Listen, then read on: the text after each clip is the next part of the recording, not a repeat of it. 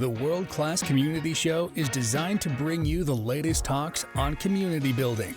Join our host and his guests ranging from leaders at global enterprises to niche underground community builders. In these episodes, they discuss the creation, the importance, the future, and much more about community building. If you're ready to learn the depths of attracting and engaging crowds around your brand, then make sure to tune in.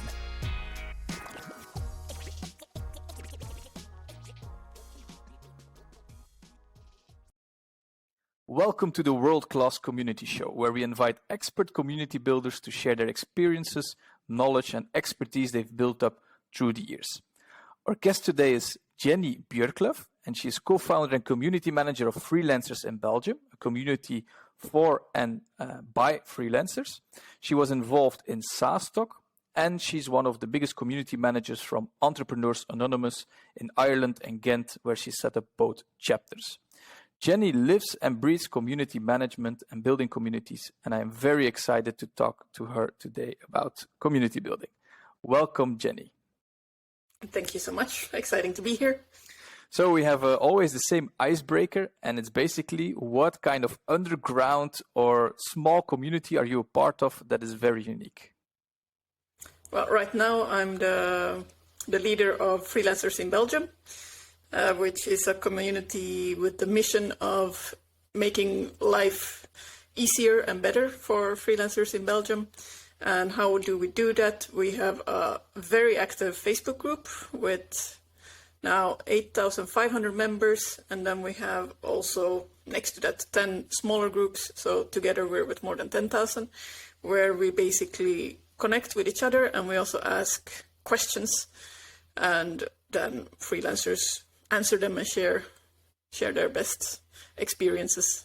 Okay, wow. So is it any kind of freelancer, or is it only in the marketing space or in general? Any kind of freelancer.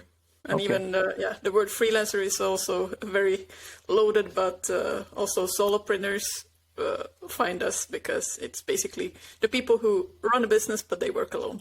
Okay, I remember, I had a co-founder at Sunday, so we always had each other to talk to and share experience. But if you're alone, I can imagine it can be quite lonely sometimes, and a community like that. There you have thousands of colleagues, and it's wonderful. Okay, awesome. So what made you decide to start this community? It's a bit of a long story, but I'll try to make it short and interesting. So I'm originally from Finland. I moved to Belgium about 13 years ago to realize one of my youth dreams to live and work abroad.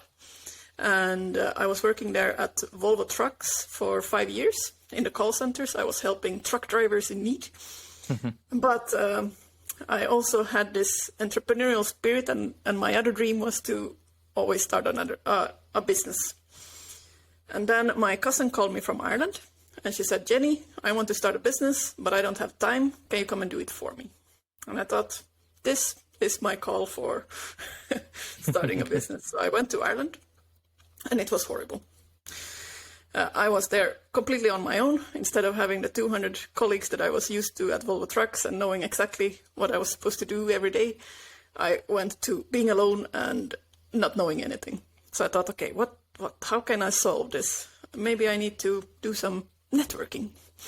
And then I ended up searching for networking groups, but I couldn't really find anything suitable for me. There were like the chambers of commerce. I thought that was a little bit too stiff. It was the start of the startup hypes. And I was thinking like, I don't really fit with beer drinking guys and talking about technology, because my business was in the construction industry. And then there were a lot of female entrepreneurship things. And I was like, I still like men. And I'm also in the construction industry. So female only doesn't really work for me. And then I found Entrepreneurs Anonymous in Dublin. And I was thinking, this is what I want. All kinds of founders meeting up. There's a founder story, and then there's a nice pint of Guinness afterwards. And once a month, and it doesn't cost anything. But the problem was it was 300 kilometers away from me. Okay. So I thought, I'm not going to commute 6 hours at least to go there. So I called the organizer and I was like, can you please come and organize these events in my city as well. And then he said, no, but can you? And that's where my spark for community building and networking and organizing events and getting people together for professional development started. So I started the chapter in my city, and then I moved back to Belgium because I missed Belgium. I live in Ghent, and I don't think that there's any better city in the world to live in. So I moved back, and then I was thinking, like, what do I do now? And I tried to look for some jobs, but it didn't really feel right. And then I was like, okay, should I just maybe start my own business? But I had still no clue what I was supposed to do. So I managed to get my first assignment with the organizer in Dublin, and he was a startup investor. So I was kind of like doing his project management and organizing events for him and doing social media and stuff. And so I worked with him, and then when he wanted to start a business 2 years later, I decided to not join him and decided to go full-time freelancer myself. And then I was facing the same problem again. How do I do this in Belgium? And then I realized that there's absolutely no support for the solopreneurs. There's a lot of support for companies that want to start a business with employees. Then the government is basically throwing money at them, but the little lonely wolves, not so much. So then I ended up with the Facebook group Freelancers in Belgium. It had then 250 members. And then I just basically started using the group to support my own freelance career. So I started asking questions like, hey, I have this kind of client. How do I deal with this? How do I make an invoice? Do I need a website? How do I do this and that? And all of a sudden, there were just more and more members coming. And because I was quite personal and open about my journey, people were very helpful. And they also started asking their own questions. And it was just really nice. So basically, that's how Freelancers in Belgium got. So you started from your own need, actually. Yes, okay. Scratching my own itch. Yeah. So while I was doing that, I also realized that the hardest part is with events is to get people to come to events. So I self-taught myself a lot with social media and digital marketing, and that became also my role then as a freelancer. Okay, so that's your expertise right now is yes, digital marketing and specialized in events, or I saw you were a LinkedIn expert also. Yes, so I also was very hesitant about becoming a freelancer because I was super scared about selling. I was really like, I do not want to pick up my phone and try to sell myself. Yuck, I really don't want to do that. So then I thought maybe LinkedIn could help me get clients. And then I read and learned everything that I could about LinkedIn, and I started experimenting, and then it went so well that people started asking me to learn how I did it. And then I thought, okay, I'm going to become a LinkedIn trainer then. Well, yeah.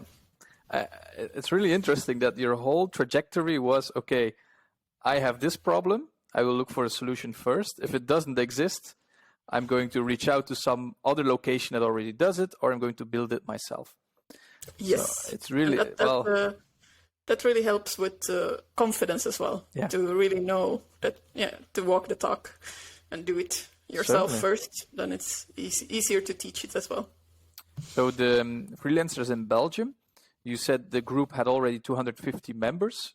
So you joined the group first and it was like a bit dead, or how would you describe it? Yeah, so there was a person in my network who was running the group, and she said that she doesn't really have time with it, and if I'm interested, I can take it over. And I was like, sure, why not? Okay, and now more than 10,000 people. Yes, so that was about 4 years ago. When did you have the feeling like, oh, this is really taking off? Immediately. It worked so much better than any Facebook page that I've ever managed. Okay. Nice. So now you're still mainly on Facebook. Are there other channels which you are testing now or discovering to build these communities? Well, I wish that LinkedIn would work better for community management. And if it would, I would immediately move there, not think twice. I've looked at Slack, but I've tried also with SaaStock to manage a group on Slack, but I have the feeling that people prefer to use Slack for work communication and not so much for community engagement. So it's very difficult to get people to engage there. I've also looked at external platforms, but it's the same problem. Then people are not there by themselves, so then you have to send them somewhere, and that creates a different kind of dynamic. And it's also a different kind of work. It's easier to be on a social media platform because people are there anyway. Yeah, if I can refer to some other episodes, if we look at the gaming industry, Discord is of course very popular. Discord, yeah. You see that all these communities are built around Discord, but mainstream... I've looked at Discord, but there my problem is that it's not very professional.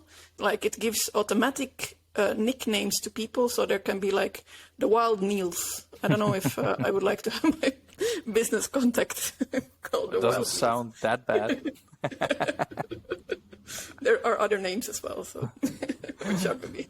Okay. Okay. Yeah. So, well, that's always one of the challenges. Another challenge we always see is a curation of communities. So you said, okay, we started with freelancers, but it's also already solopreneurs right now. How do you manage to keep your community pure or valuable for each other? Well, in Facebook, you have the feature of that you can add questions that people have to answer before joining. So, they have to answer all 3 questions. And then Facebook also makes it quite easy for you to check the profile immediately, so you can see where they live. So one requirement that we have is that they live in Belgium or have some kind of connection with Belgium, that they are a solopreneur or freelancer. So they have to answer about their profession. Okay. And then basically it's about there's like a multiple choice where people tell what they want to do with the community. And then we give them some options. So they have to answer all 3 of them, otherwise we don't even see the request.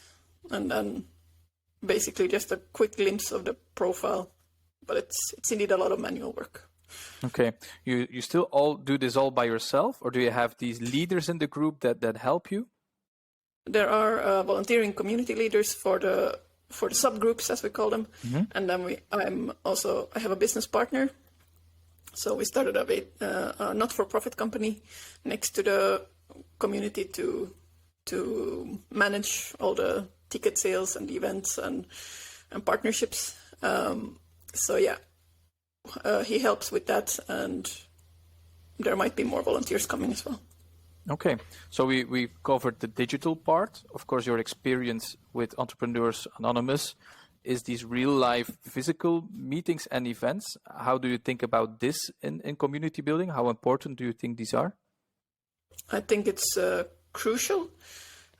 We try to also do a lot online because we are a nationwide group, so it's hard to get everyone to join at a physical location, but we will aim to have a yearly conference where we invite everyone. So the next one will be in September, and we aim for 400 people to join us in Brussels. And we've had one so far, and it was magical. It was so cool to have the same spirit as we have in the group, but in person, and that people could really talk with each other. And I still hear people, this was just before the COVID lockdown, and I still hear people saying that, oh, thanks to meeting that person, we're now doing this and doing that. So it really was an impactful event. Wow, that's amazing. So the combination of digital and real life enhances. And did you see? Well, maybe it's the data is the question is too data driven. But did you see an increase in engagement after this event? Like the moment they met each other in real life, did they become more active on the platforms? I'm not sure about the platforms, but I'm sure that there were a lot of people who met each other and stayed connected after the event. Okay. What happened with COVID was I was first thinking that, oh no, I can't do any live events anymore. This is going to kill the community. But the opposite happened. We were with 2,000 people when the first lockdown hit us. And then in a few months, we were with more than 5,000. So we more than doubled because all of a sudden there was a big, big, big need for belonging. It's true. How does the conference look like? You can make a bit of promotion for all the freelancers and solopreneurs listening. But how do you start a conference? I think it's really interesting. Like you have the audience, and then you have the idea. Let's build a 1 or 2 day conference. How do you start with that? Well, I can start by saying that it's not a conference for people who just want to sit down on their ass and passively listen to a speaker. No. Mm-hmm. What we have as a trademark is basically we have a 2-hour networking lunch. Instead of just a half hour or maybe an hour break in between, we do it for 2 hours so that people really have enough time to do whatever they need to do. If they need to check their emails, if they want to have longer conversations, if they want to discover the sponsor booths, then they have enough time to do that. And also, of course, eat and drink. But with the agenda, we really look at the questions that have been asked in the community and try to figure out a program based to that. And then we list all the topics that we think that might be interesting, and then we let the community vote for what they want. And then we select the top voted topics, and then we add them into the agenda. That's genius. And we also split the conference into 2 groups. So we have the starters and the advanced. And then in the networking part, we mix them so that they can exchange learnings. And there's so many, it's so wonderful. There's so many advanced freelancers who really want to help starters. It's really amazing. So now we're really going to do a lot of effort into matching them. We also, as conversation starters, we created these stickers where we, instead of titles, we put like, what do you do? So I sell stuff, or I make pretty pictures, or I take cool videos. Okay. And then you kind of know like what they're doing, and then you can. That was for the IT professionals. I speak binary. Okay, that's cool. To lower these barriers to start a conversation. Yes. Okay. And then, a lot is around having a good moderator. It's really crucial because that's really the glue for the whole event. Last time we ended up with ended the day with a comedy show, freelance bloopers. Awesome. So it's a really inspiring program, but also with valuable content. Okay, super. So any listener interested, subscribe for September, for the September edition. Yes. So you have the community right now, and it has evolved from 250 people to 10,000 people. Of course, that brings growing pains with itself. Which are some of these milestones you reached, like where you said, okay, we really need to restructure this or do this in a different way? It's a good question. In terms of engagement, the amount of members has not changed much, which is really, really nice to see. Mm-hmm. Maybe the algorithms have a little bit of influence there. We started a VC2 because it was easier to do the partnership management with an entity behind, rather than me as a lonely freelancer. I didn't feel comfortable doing these things alone anymore. So that was a milestone. And that happened after the first conference, to have like these more structural 1-year partnerships instead of just per event. Mm-hmm. And for the rest, don't really have anything to add there. Okay. How much of your time do you spend on a weekly basis on the community? I think if you do a normal work week of 40 hours, then maybe a third. Okay. like to say that a third goes to the community, a third goes to the LinkedIn stuff, and a third goes to the freelance activities. Okay. Nice. It's still 12, 13 hours a week that you spend with the community. Yes. Do you think it's important that the leader or the founder of the community stays very active continuously, or does it start to lead a life of its own? It's easier and easier. So now I can focus more on organizing events and creating content. I don't have to moderate the group so much because the members kind of do it themselves. If there is a negative post, or if there's a post that is not okay with the rules, then it will get reported and deleted. Okay. So that's really nice. Yeah. People also see when there's like a negative comment and there's let's say a backlash, then people also learn very quickly not to step over the boundaries. So it's self-learning the community. So it's self-enforcing the culture of the community. Yes, very, very strict social checks. Okay, well, that's nice. Quite a broad question. How do you get engagement? Let's say, how do you get people to interact more on these channels? Do you nudge them? Do you do something actively for this? What we do is every week we do a welcome post where we welcome the new members, and then we ask them what they sell, because then that's a good nudge for getting people to to introduce themselves. And then there we on top of that we welcome everyone that introduces themselves with a personal comment. Okay. And then what we also do is we ask, instead of pushing content, we also push content sometimes, but instead of pushing content, we ask questions. So for example, next week, I have a story about that I will have to give up my illusion of having a paper-free office. I will have to buy a printer. Can you please advise what kind of printer I need?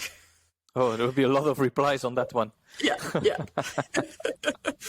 And by doing this, also it triggers other freelancers also to share their personal questions. And these are the type of questions that are really easy to answer, and people really like to help and share, and this creates a really great vibe and engagement. Okay. Is there do you track the leads that are generated for the members? Do you have a system to track the value your community generates for the members? Well, we have the member growth, engagements on posts, ticket sales, partnerships, new partnership requests, website visitors, social media engagement metrics, link clicks. We have also a newsletter, so we check the subscription growth and link clicks and opens and stuff like that. And personally, I also track a bit how many speaking engagement requests that I get, because the more I'm out there about the community, it's like a big snowball that is just rolling. Okay, so a lot of data. Yeah. Okay. Yes. Maybe not so structurally, but still. But it is important. Well, I've heard it from almost all guests that at some point they have to start tracking data. It's not data driven, but it's interesting to just measure what is happening and are we going in the right direction. Yes, absolutely. Yeah. So let's go back to Entrepreneurs Anonymous. Can you tell a bit about what this organization or this community was? It was really for all kinds of founders. And the concept was to meet the last Tuesday of the month at the same location and just have a drink together. And I started the chapter in Cork, and then someone took it over for a few years. Then I also helped out in Dublin, but mostly remotely. And then I started also the chapter in Ghent. And in Ghent, we did it for, I think, 4 years or so. Every last Tuesday of the month, we met in the Irish pub. Wow. And And this has also, my best friends are some of the members that came to every event, and we still meet up. Okay, that's really cool. So what did you learn from that experience? Did you learn there needs to be Guinness to have a good conversation? Or? Yeah. No, we also had every time we had guest speakers. Mm-hmm. So I learned a lot about managing speakers and doing copyright and creating bios and stuff like that. What else? Yeah, I also managed to survive stage fright thanks to that, because I had to make the introductions and I really didn't like speaking in front of an audience. But I also realized that if I'm constantly at the back, I will never get any recognition for my work. So it's just a must to get out there and go on the podium. And yeah, I learned a lot about digital marketing doing those events. Okay. And is it still happening in Ghent, the chapter? No, we stopped it because the freelancers started to take too much of my time. And I didn't want to make it a paid thing. And is there a monthly drink for the freelancers? Or is that not introduced yet?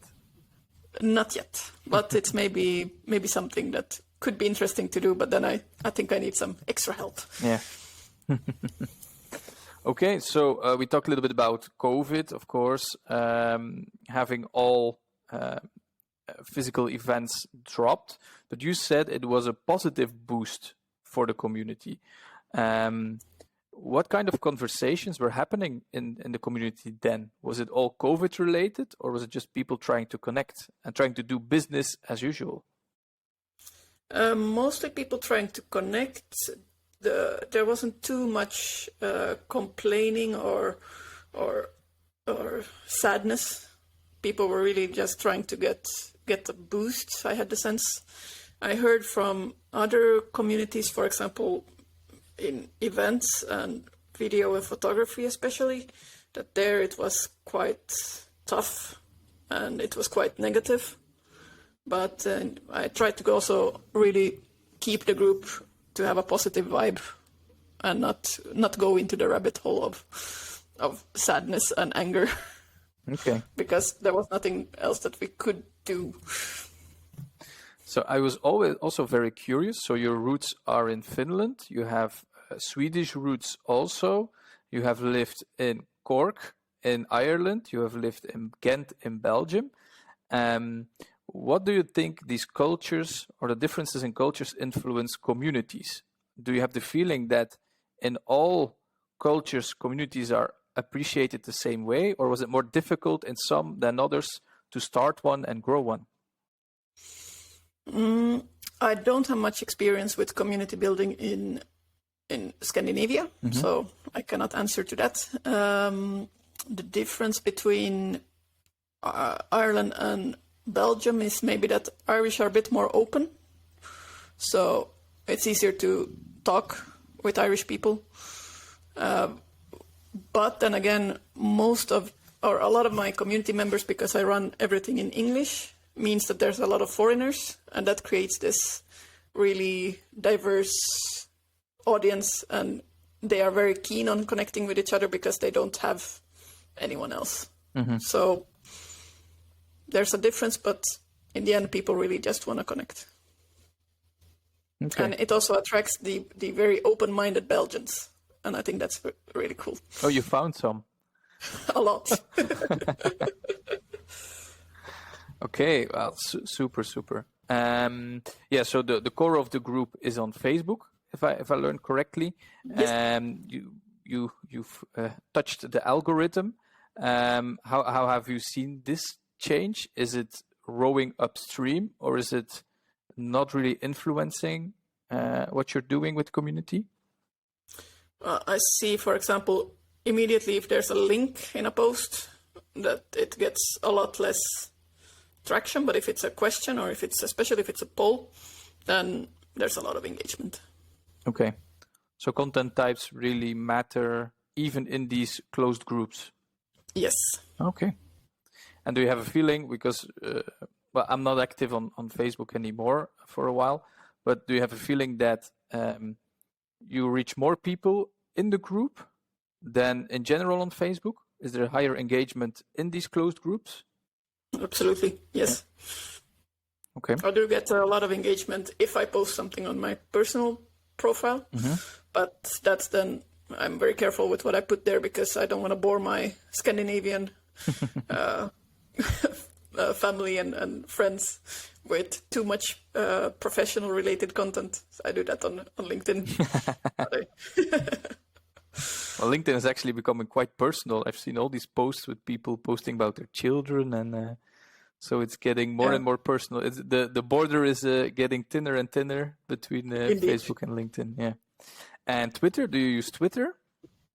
I'm on Twitter, but I have a profile there, but I barely never watch it. So there's no freelancers of Belgium on Twitter yet? No.